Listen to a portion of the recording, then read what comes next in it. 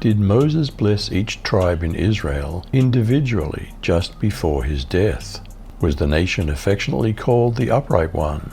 Are we also called to live as upright ones? Let's look at Deuteronomy 33. How did Moses bless the children of Israel before he died? This is the blessing with which Moses, the man of God, blessed the children of Israel before his death. He said Yahweh came from Sinai and rose from Seir to them. He shone from Mount Paran. He came from the 10,000s of holy ones. At his right hand was a fiery law for them. Yet he loves the people. All his saints are in your hand. They sat down at your feet. Each receives your words. Moses commanded us a law, an inheritance for the assembly of Jacob. He was king in Jeshurun, that is Israel, when the heads of the people were gathered, all the tribes of Israel together. How did Moses bless the tribes of Reuben, Judah, and Levi? I pray that Reuben lives, doesn't die, though his numbers are so few. Moses said this to Judah. Lord, listen to Judah's voice. Bring him back to his own people. Strengthen his hands. Be his help against every enemy. Then he told Levi, give your Thummim to Levi, your Urim to your faithful one, the one you tested at Massah, the one you challenged by Meribah's waters, the one who said of his own mother and father, I don't consider them as such. Of their siblings, I don't recognize them. Of their own children, I don't know them. But who obeyed your words and who guarded your covenant. They teach your case laws to Jacob, your instruction to Israel. They hold sweet incense to your nose. Put the entirely burned offering on your altar. I pray that the Lord blesses Levi's strength, favors his hard work, and crushes the insides of his enemies, so that those who hate him can't fight anymore. How did Moses bless the tribes of Benjamin, Ephraim, and Manasseh? The Lord Most High loves you, tribe of Benjamin. He will live among your hills and protect you. Descendants of Joseph, the Lord will bless you with precious water from deep wells and with dew from the sky. Month by month your fruit will ripen in the sunshine. You'll have a rich harvest from the slopes of the ancient hills.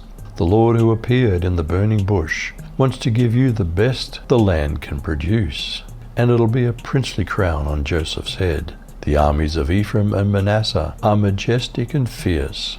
Like a bull or a wild ox, they'll run their spears through faraway nations. How did Moses bless the tribes of Zebulun, Issachar, and Gad?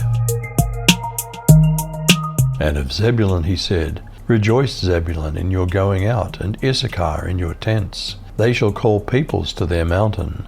There they offer right sacrifices, for they draw from the abundance of the seas and the hidden treasures of the sand. And of Gad he said, Blessed be he who enlarges Gad. Gad crouches like a lion. He tears off arm and scalp. He chose the best of the land for himself, for there a commander's portion was reserved, and he came with the heads of the people. With Israel he executed the justice of the Lord, and his judgments for Israel. How did Moses bless the tribes of Dan, Naphtali, and Asher? He said about Dan, Dan's a young lion, leaping out of Bashan. He said about Naphtali, Naphtali enjoying approval, full of the Lord's blessing, take possession to the west and the south.